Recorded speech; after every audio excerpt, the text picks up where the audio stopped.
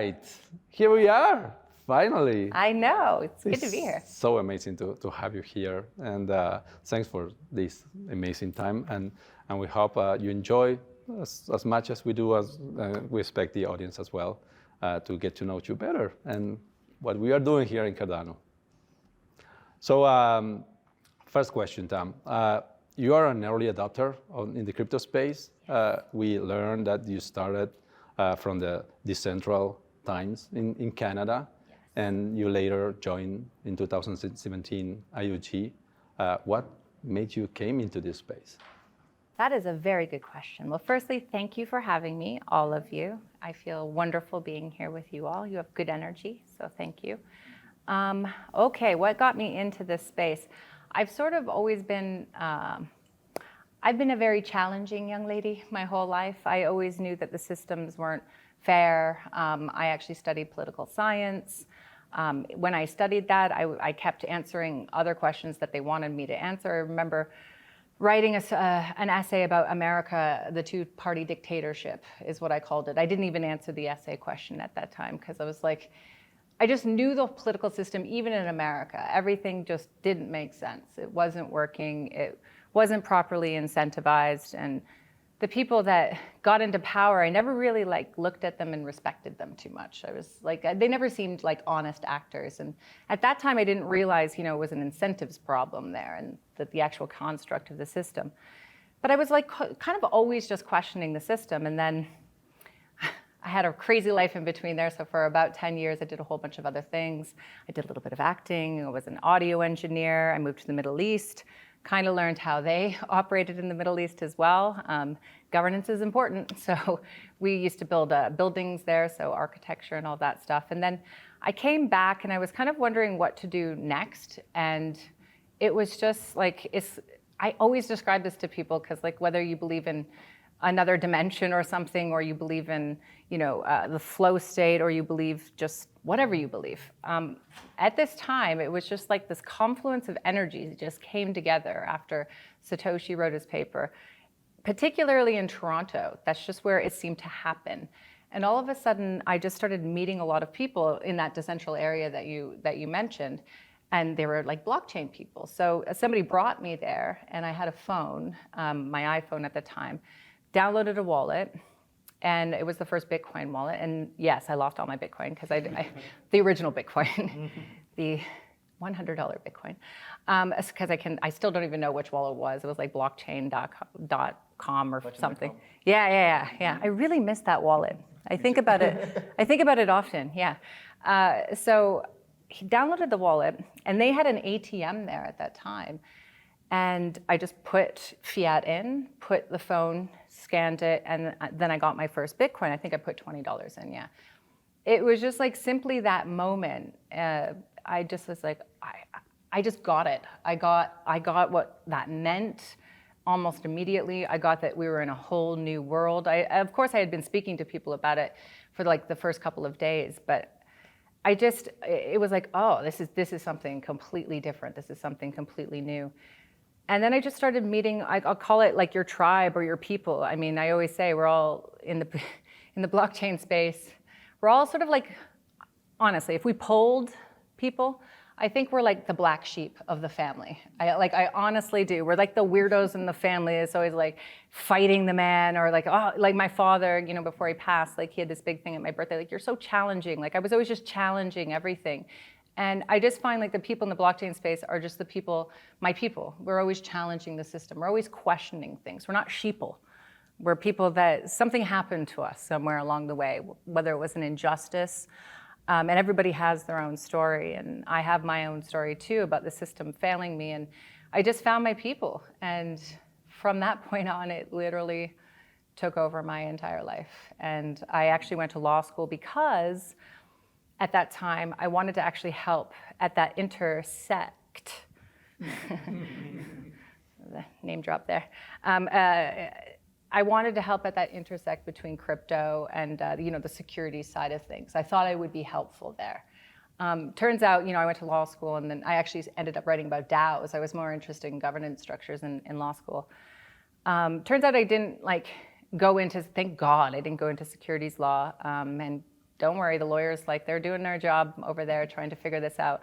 They need to think a little harder too. The anatomy of a token is quite complicated, so they need to do their job a little harder, actually, because it's more complicated than they think. But yeah, the point is I got into it, I met my people, and I will literally be doing this for the rest of my life.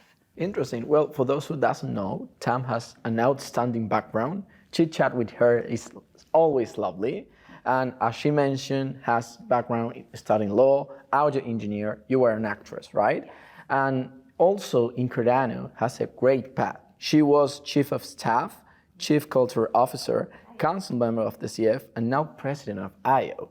And that's why we want to ask you, who is Tamara? And what are you passionate about focus in Cardano these days?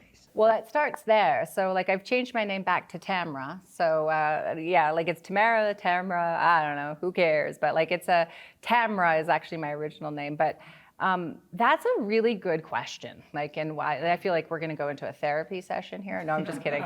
I believe we are all so many different aspects. We really do. We are an ecosystem of different aspects of ourselves. And that's why I think even these avatars in the digital world are so cool, because you can actually have reflections. Another name drop there for reflect. I didn't mean that. I didn't mean to do that. It's just flowing. I don't know. Reflections of our different personalities. They call it like personality, you know, they call them personality disorders, but it's just actually not. We are all different aspects. And I've tried many things on in my life. Even as an actor, I've tried that on. And when you're an actor, you actually try other people's lives on as well. You really become very empathetic to that. So yeah, I've just tried on different things, and who am I? I'm an amalgam of those things, and I was actually trying to write a pithy little social media thing, which I'm not good at. Like somebody was trying to push me, and it's like, well, what are you though? You know, this person was a blah. You know, like he was just. I still don't exactly know. I definitely think I'm some sort of visionary of humanity and where we're going with humanity. Like, not that I'm the visionary. I like to bring people together to create new worlds and to create, you know, the future, essentially. I'm the president now, which is an interesting title unto itself. I was actually the HR director too. I don't know if you mentioned that. I would say the progression of those things is actually, there's a beautiful linearity between them, because it started with culture, and actually Charles hired me as the culture officer when I started, Charles and Jeremy was there at that time. I'm like, well, what the hell is that? But like, yeah, it sounds good, you know, I'll be a culture officer. I did that because I wanted to join whatever Charles was doing, because I knew him back in the day, right? And he was the only man in crypto that made sense to me. Bless Vitalik's heart. I don't know what he's talking about most of the time. But Charles just made so much sense. And that's why after law school, when he said, you know, come write about DAOs, and I was like, okay, I could come do that. So yeah, the first thing he said was like, I want you to be the culture officer. It turns out this is probably one of the most important aspects of myself.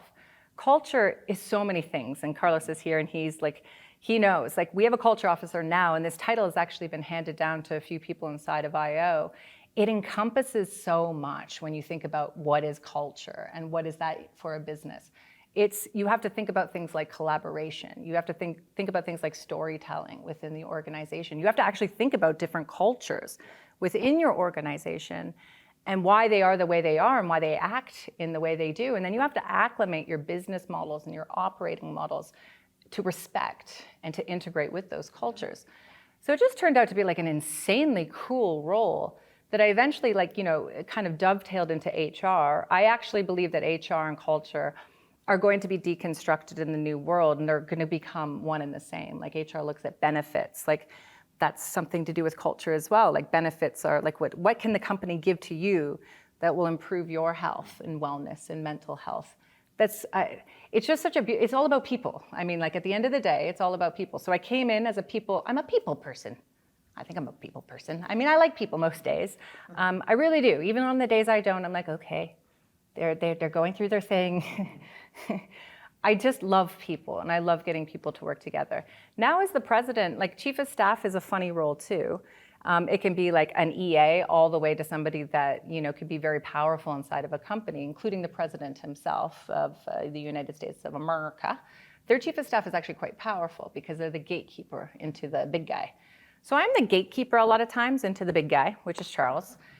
It's a wonderful job. No, it is truly one of the most extraordinary jobs in the world. to pair myself with a visionary like Charles, I truly believe that he and we have very different skill sets. But who am I? I am a partner when it comes to him in this vision of humanity thing. He is my business partner in most things, and it's really hard to find good business partners. They always, you don't want to go it alone.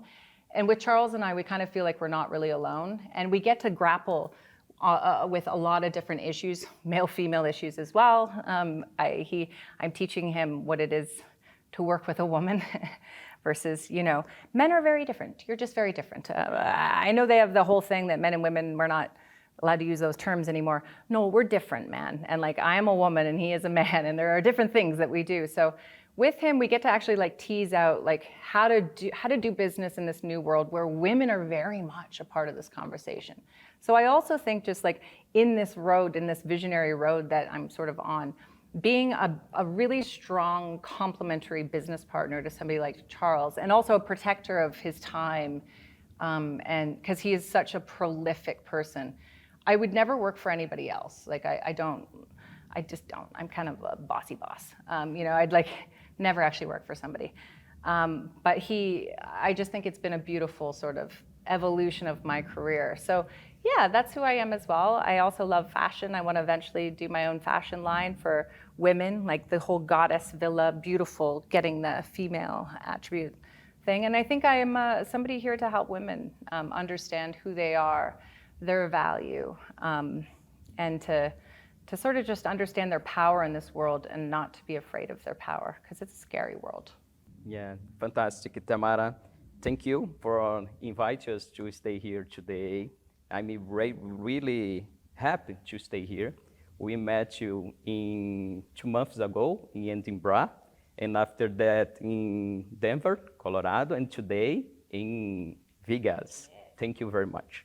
Okay.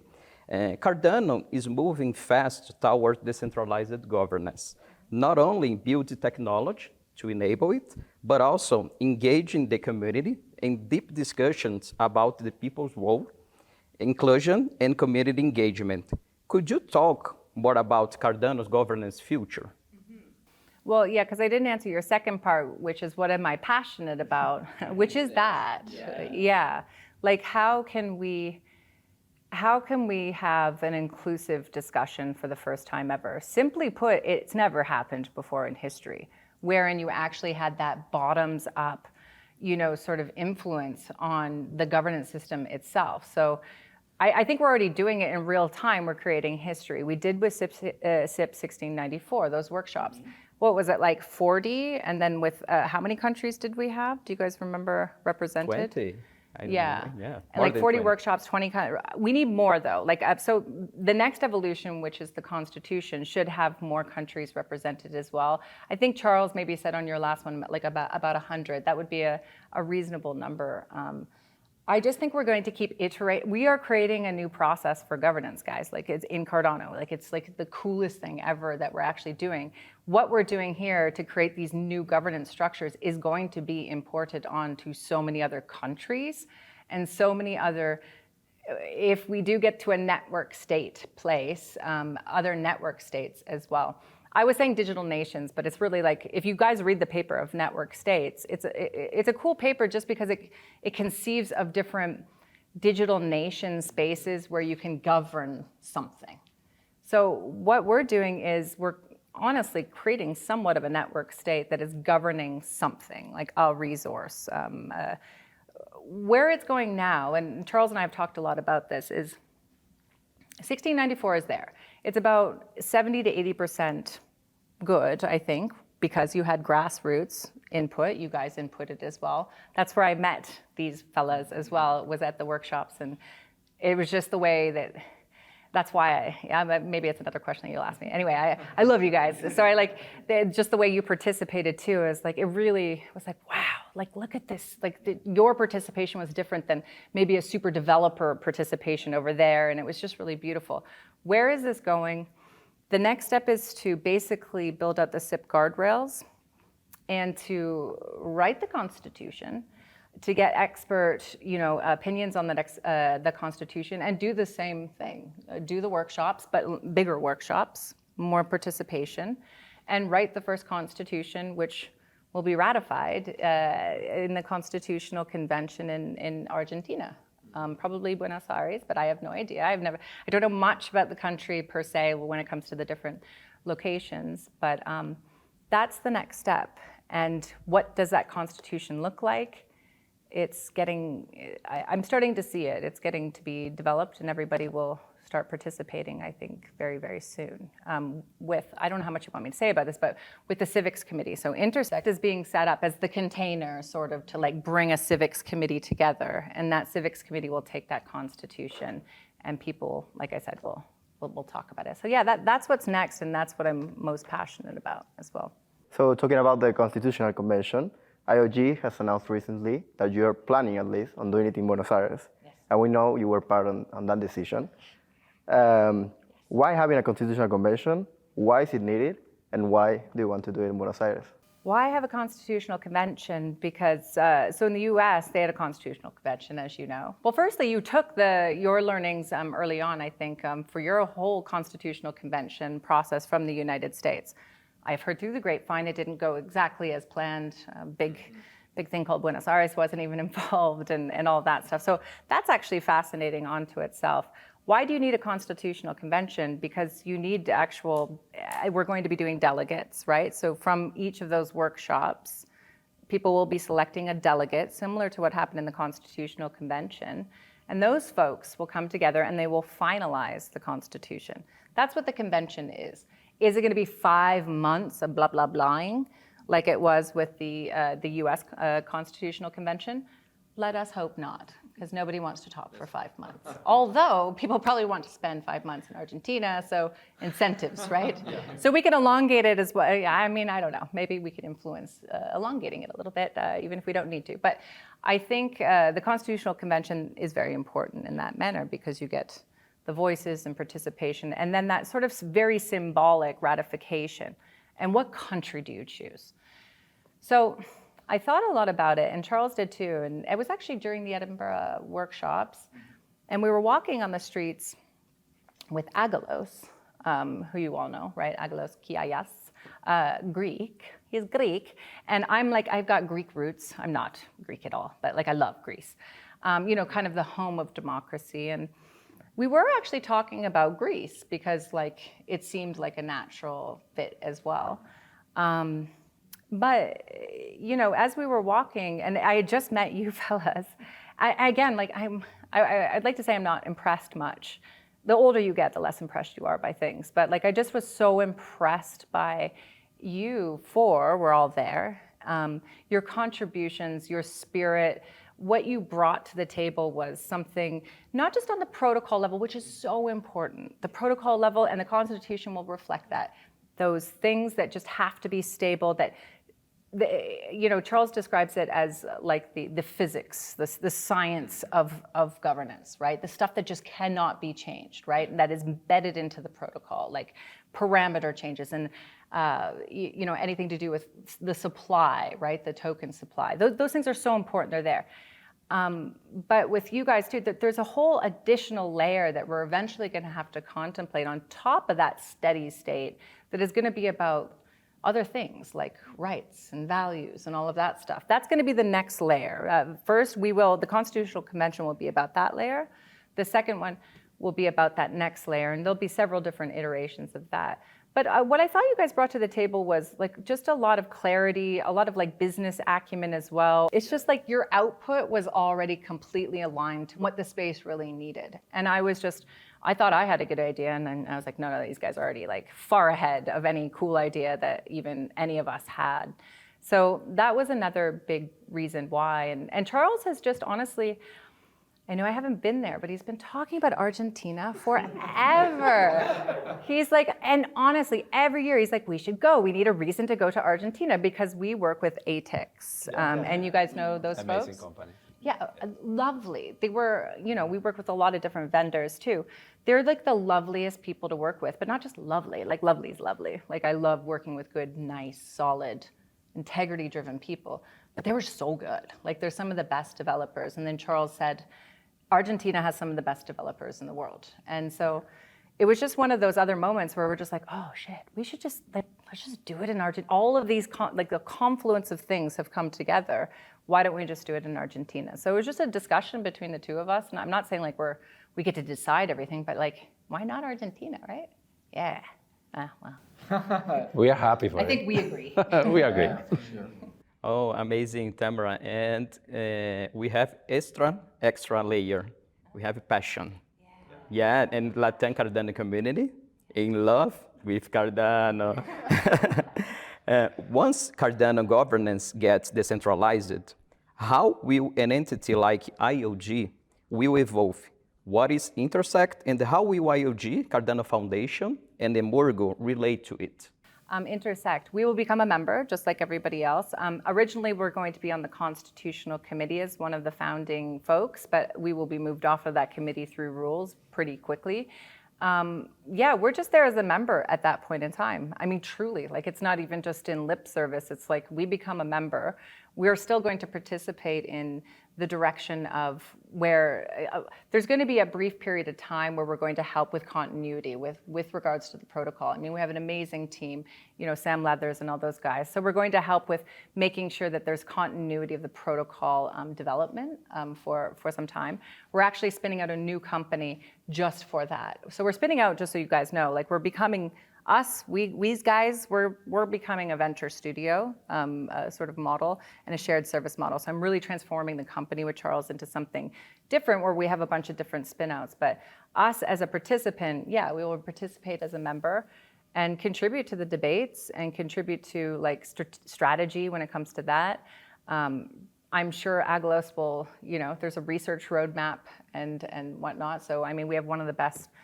I mean, we have just like a massive research, hub, all of our research institutes, and we should honestly interoperate and collaborate a lot more with other researchers. And I know Aglos is looking at doing that as well. So we'll just continue to participate, but we'll have to, just like anybody else, we'll have to earn that right, and we'll have to, propose. Like when there's an RFP proposed, we'll submit a proposal for a certain aspect of that work, but it'll be much more. There'll be so many other vendors and so many other voices there. So yeah, we're not going anywhere though. Like sometimes I feel like people want us to go, and then I'm like, but I think they want us to stay in many ways, but just not, you don't want us to dominate a conversation. Not that we really ever have, but well, Charles like has opinions, strong opinions. But we will participate in any way that we possibly can, and through Catalyst as well, proposals and all of that.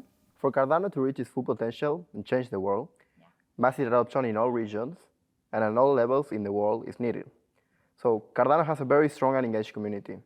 Where do you see our community in terms of diversity, gender equality, regional representation?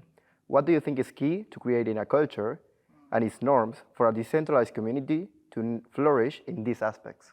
I'm going to try to be brief about this, which is going to be very hard. I see our community. We have such a quality in our community.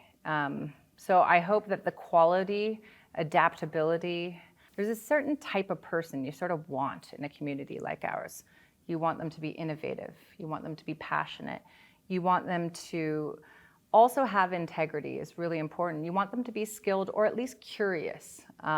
There's just different aspects. So I hope we define like what type of community member that we want. We also want to create an environment where people, it's okay to fail. To get more women involved, you need to, and people, like men and women, you have to create safety. You have to create safety that it's okay to fail. Don't chastise people and make it a safe environment. A lot of the learning curves are quite substantial for people when it comes to learning about this stuff. So I hope that some aspects of our community really, I mean, AI is amazing. We can synthesize so much knowledge now and just, so I hope we actually harness AI same with IO, to the best of its ability to take this information, even if it's onboarding people to our community, and making it easier for people to just, I call it, it's the sixth sense. It's like proprioception. It's like, where are you in the community? Like, so we need to get really good at community wayfinding. So we need some sort of platform that allows us to wayfind, where are you once you enter the community? Almost like a customer journey, a map. It's like, hi, I don't know, this young gal, Sarah, and she's 21. She wants to get involved in the community. We need to make it very clear through some sort of platform how you do that and how you interface, and then how you get onboarded quickly. Not quickly, actually, it could take as long as anybody wants, but with information that you're sort of walking somebody through a journey of how to understand what is Cardano. And I don't know the answer to that, and I think we should crowdsource what that looks like. But I see that. I just see us really optimizing in that sort of way. And I see us everywhere. I really do. I see us all over the world. I just really want more women to get involved, and it can be very scary for women. So more culture. Women are great when it comes to culture, which is collaboration and communication, all those things I was mentioning. So getting more, it's not just women's groups too, because it's like women, it's just like women, it's great, women helping women. And I say this often in interviews. Charles really helped me as a woman stand tall and fight.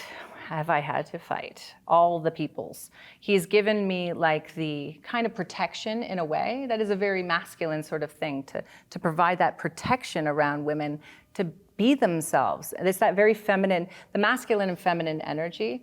The feminine to be beautiful and creative and powerful. We need that sort of protection. I'm not saying we're like innocent little, like we need your protection around us.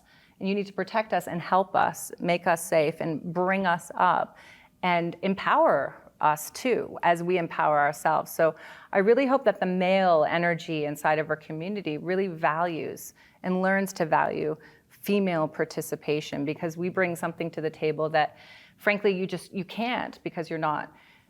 We just have something a little bit different to bring to the table as well. So I'd like to see that as well with our community. Perfect. You mentioned that the next year will be super, super important. It's super interesting for the governance in Cardano. And there will be at least 100 workshops. That's the expectation. So what do you see for the different regions of the world? What is the message for the different regions of the world in these next years, and specifically for Latam? Well, it's interesting because I think, I've never thought of this, but what is the message for each region all over the world for what is happening? I think the message is we're all in this together. We're different cultures, but there's something that binds us all, for sure. Whether it's in Africa, wherein they have to build governance systems to protect themselves from external parties from without, or even in your own country where you don't really have a lot of external parties bothering you, per se, but you kind of have some governance issues from within. So it's just sort of acknowledging that we're all experiencing, including my own country, Canada, very boring, nothing much happens there. I sometimes, I wish I was born in a completely more interesting country. I'm just kidding, Canada's very cool, but it's like very kind of, it has its own flaws though too. Just that we're all in this together on that. I think we all feel that we don't have power or control over our own lives and of the governance of us. We didn't get to opt into a system that helped us and enabled us to be the best versions of ourselves. So I would say to all the countries in the world, let's focus on the things that really, truly are universal amongst all of us. Let's find those universal principles. And governance is just one, and I'll just leave it with that. But I know that there are other ones that we can all sort of focus on and try to find that. And then think about how you optimize that to your culture, back to culture. Because you're different in Latin America, and you're going to develop a different style and a different collaboration modality. Yeah, so then adapt whatever you find in that commonality to your own country and culture, which makes sense for you. Well, thanks for an amazing experience that you created here with us. And as a final question, you know that Latin America, we have a very huge share of inequality. I will not say that we are the only ones in the world. There are other places that are having a hard time. And as you said, we have several flaws in our way of manage and create possibilities for our people. But one thing that Latin America has is this passion for people and enjoying life. And in that sense, I think that we are very diverse and very inclusive. Mm-hmm.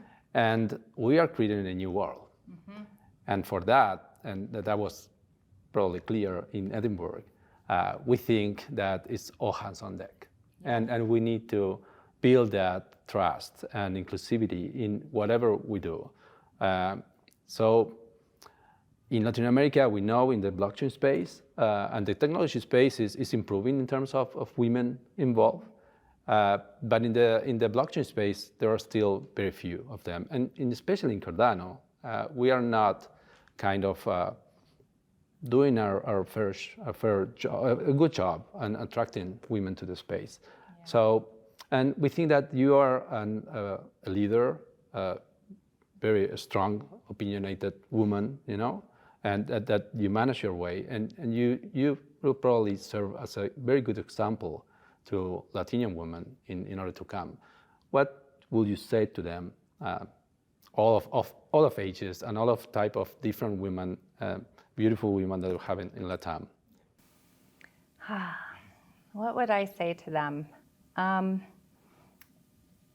I would say don't be scared, but be scared. Be however you feel is correct every single time. So I understand it's probably scary. It probably seems very new and very scary because you do get a lot of developers just like, what are you talking about? You know, Charles, like all the time too, he gets very deep in the technology, which is great. And I'm not saying women don't get deep into the technology, but typically women in the STEMs, firstly, you need to solve women in STEM. Like I always say that to any country, or we did it in Ethiopia as well. You need to actually train women at the root cause is getting more women in engineering and development and maths and all of that stuff. So the countries itself needs to promote women in STEM and see if that's something that you like. I mean, I'm a big believer, and I promise all the women out there, you can learn anything, and the men, like anything you want to learn, you can absolutely learn. Finding mentors is one of the best things. Find somebody that you trust and find something that you're absolutely interested in and try many different things, and then find a mentor. I did not do this on my own. It's not like, I mean, I really am an ambitious young lady. I'm super opinionated and I'm very, very driven. But it has been scary throughout as well. Like I've stumbled so many times, and I've always just surrounded myself with people that I trust, that are only there, that are there for my best interests, and that build me up and help me. So find your tribe, find your community of people that when you do stumble, because we will all stumble, that they can help you and get back up on your feet and do that. Just know too, like if you don't want to get into engineering, there's so many other jobs that are so important in our space as well. Product management. I always talk about it, like learn how to be a good product manager. Product managers, we build Cardano, but you're building for somebody. There's a customer at the end of the rainbow there.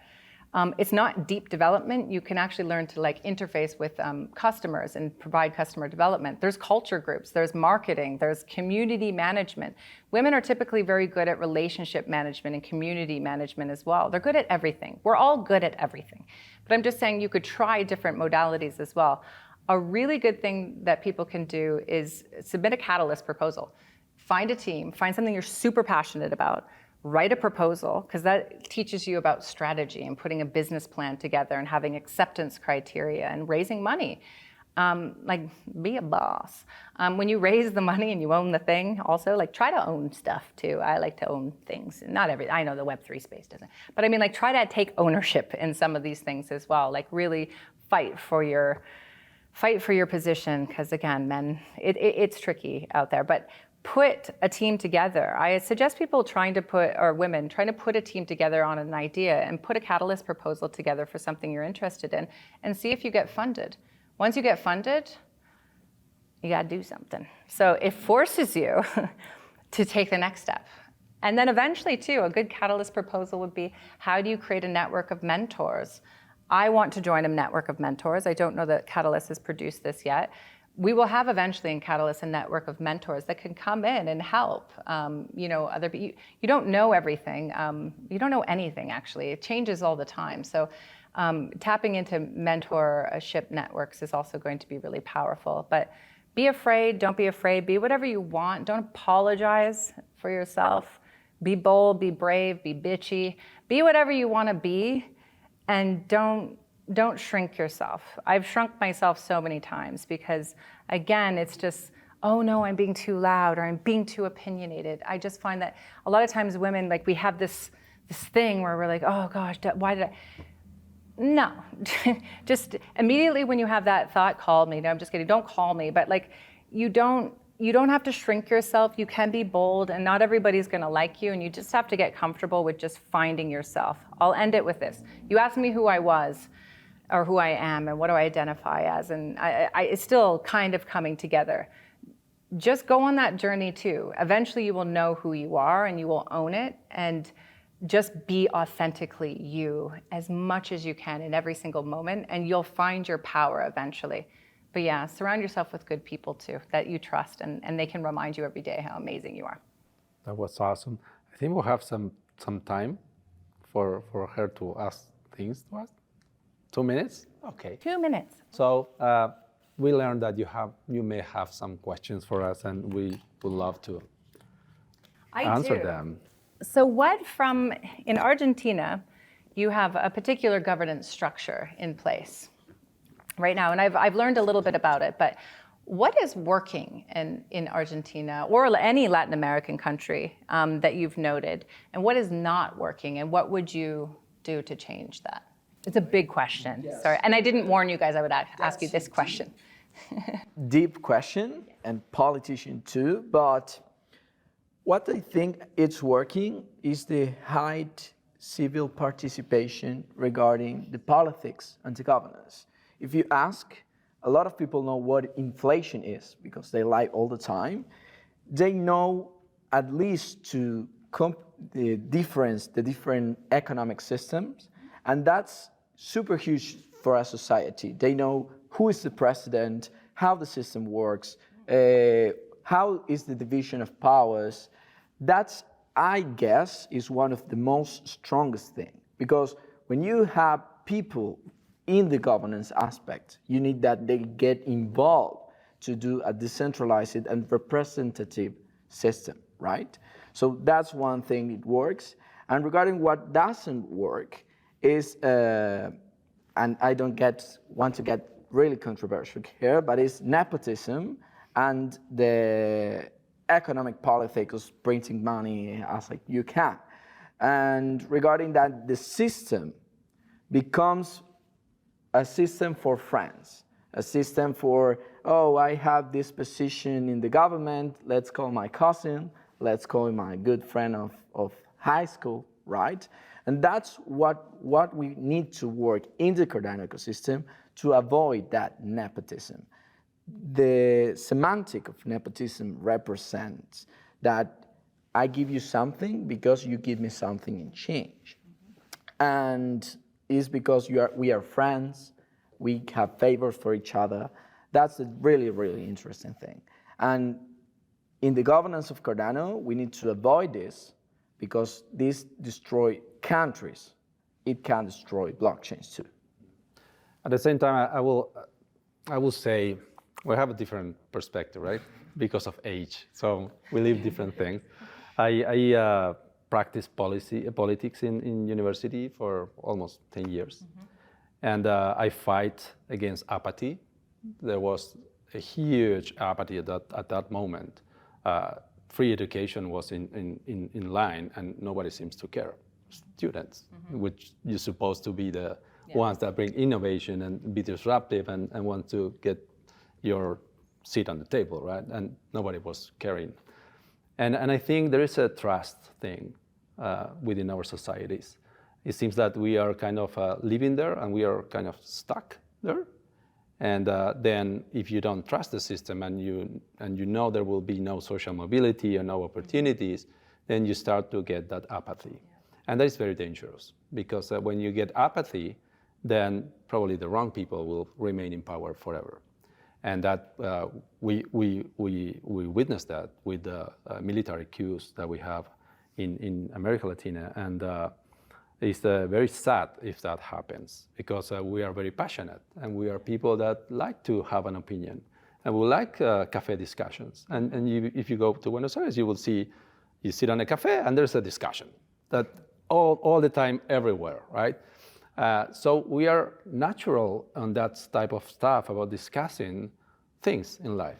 Mm-hmm. But then when it's about politics and the government, you certainly shut off. And that is something that we need to address more sooner than later. Maybe the young guys will bring that to the table But I think there is something, especially in Argentina, that we never agreed on a purpose. And that is something very clear, because who are we?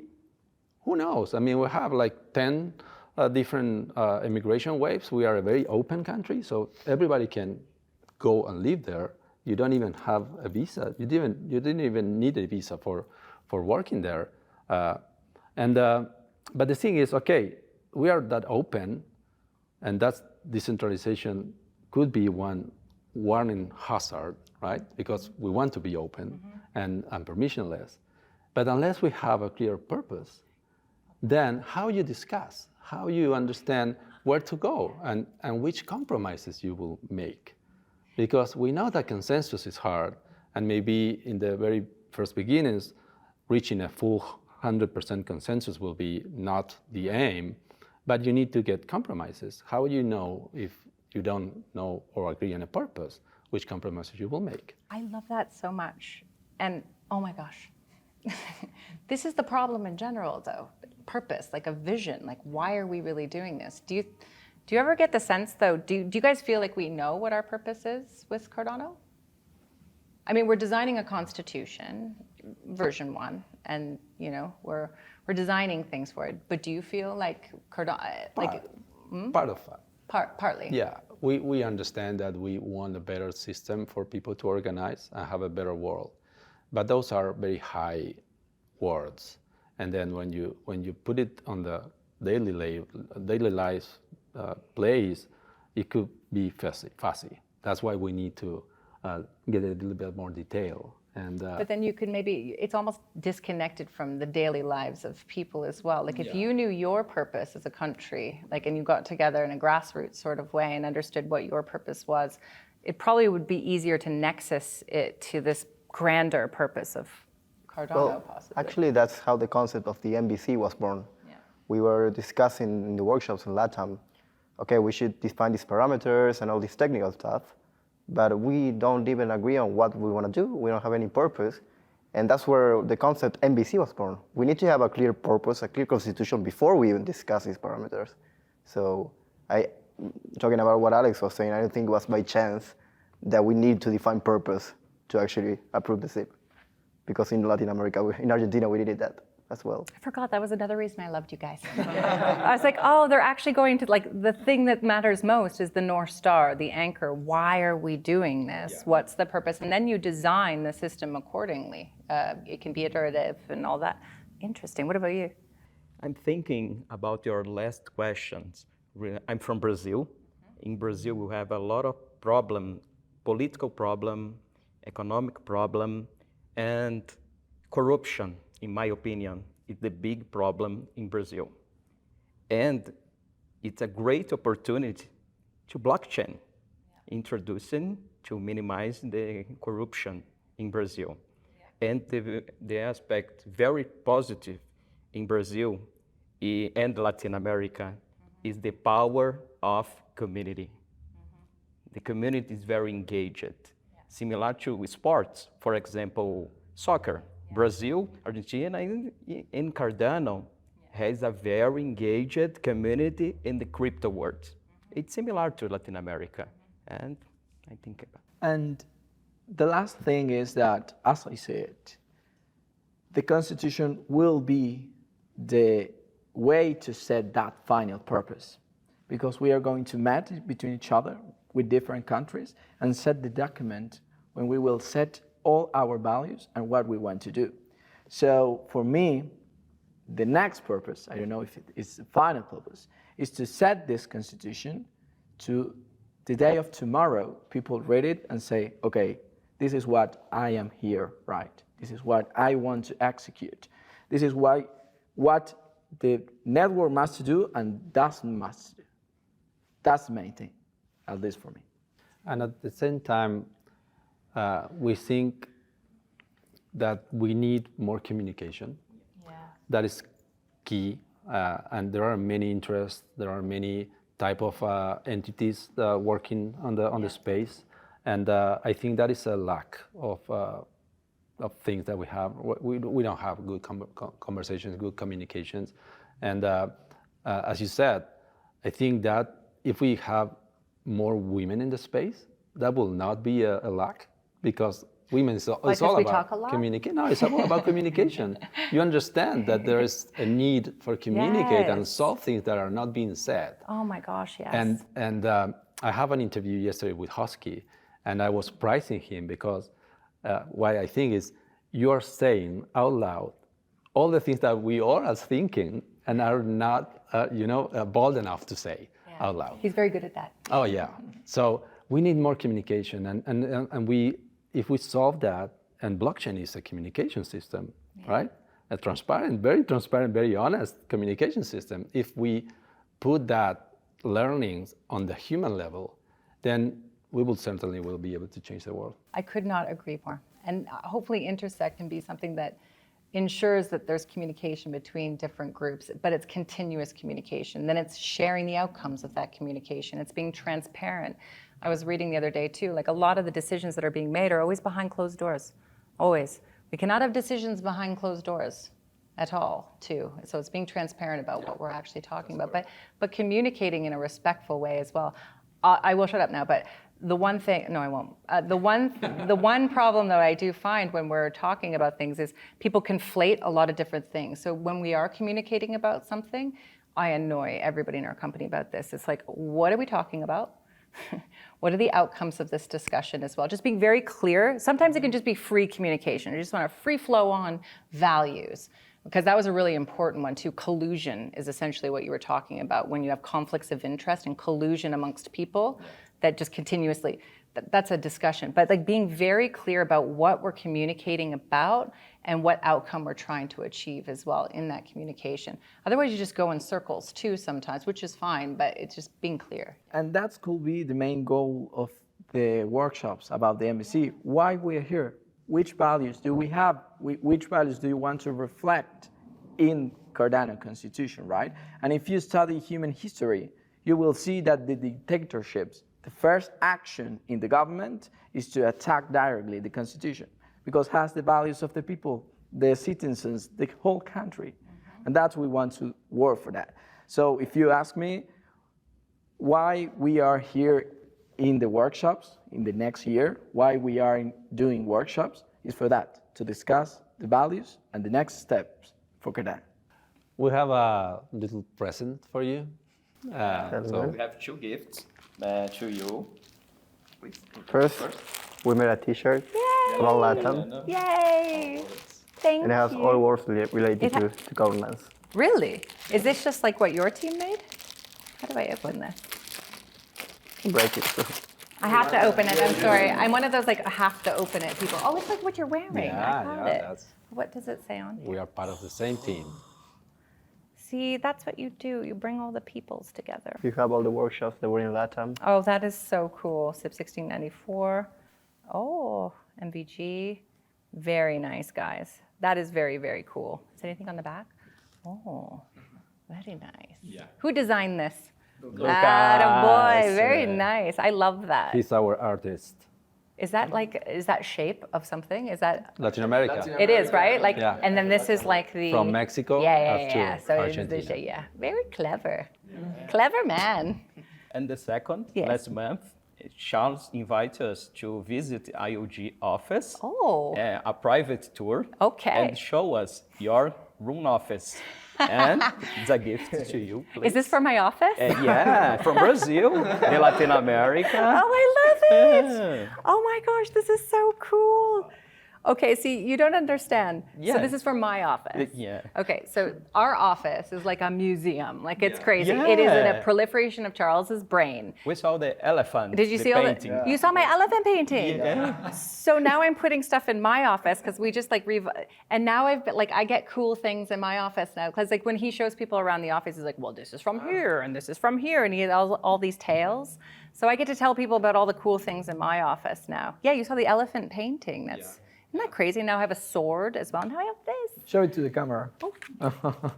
That is so cool, guys. No, honestly, very, very thoughtful. We're lovely, thoughtful people, and I'm very grateful to be here with you guys too. This is so cool. We're like making history together. We This are. is so, Yeah. so cool. We are. Thank you. Thank Thank you. you. Thank you. Thank you.